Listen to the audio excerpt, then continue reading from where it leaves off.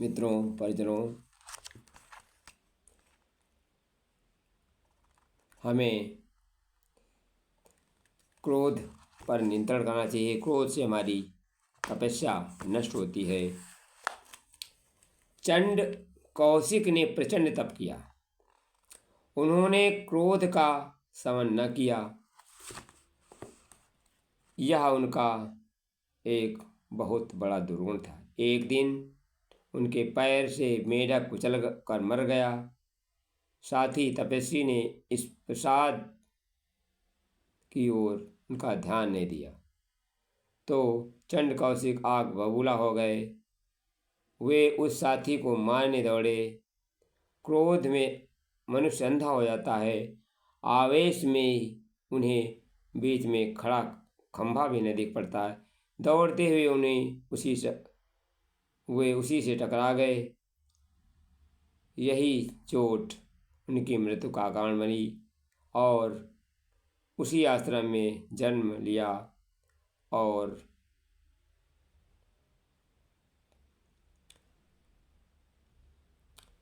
उसी का संचालन लक बने। फिर उनका क्रोध भी नहीं गया। एक बार कुछ भक्तजन उपहार और पूजा उपकरण लेकर उपस्थित हुए। भक्तों के व्यवहार और उपहार में उन्हें कुछ दोष दिखा तो क्रुद्ध होकर मारने दौड़े। तेजी से चल पड़े। आवेश में पागल जैसा बना दिया। रास्ते में कुएं में पैर पड़ा, उसी में मृत्यु हो गई। तीसरी बार चंड का जन्म उसी आश्रम में हुआ। उस अब की बार भयंकर विषधर सर्प की देह लेकर जन्मे। कोई उधर से निकलता उसी के पीछा करते, जो पकड़ में आता उसको डसकर प्राण हरण कर लेते थे। भगवान महावीर एक बार उसी आश्रम में पधारे। उन्हें भी चंड कौशिक ने क्रोध में विभाजन बनाना पड़ा। दंशन के कारण उनका पैर छत बिछत हो गया।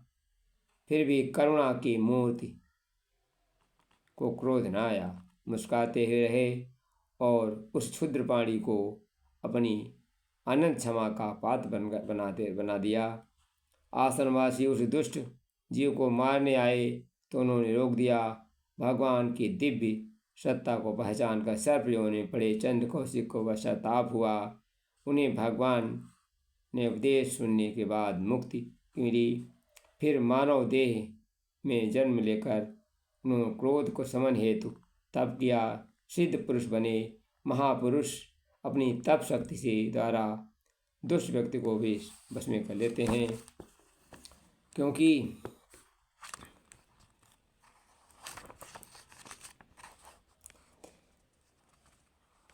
सुनो महाप्राज्ञिका संदेशा, सब संत मन ही मन हर्षाए।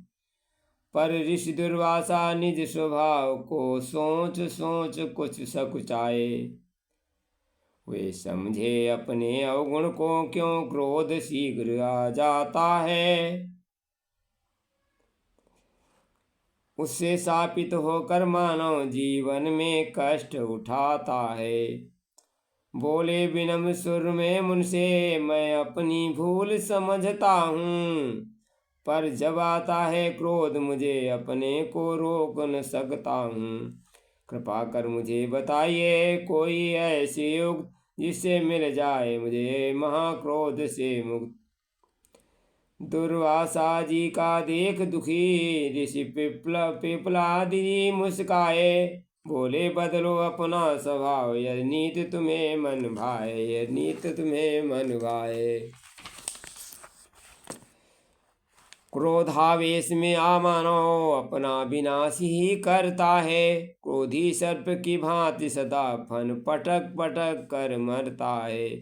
क्रोधावेश में आ मानो अपना ही ज्ञान गंवाता है। फिर क्या करना है वो कर्तव्य समझ नहीं आता है। क्रोधावेश में त्रग्रस्त नर है मृतक समान, है अज्ञानी कर्मीन सुख दुख के से अनजान। धन्यवाद। वीडियो अच्छा लगे तो शेयर कर देना।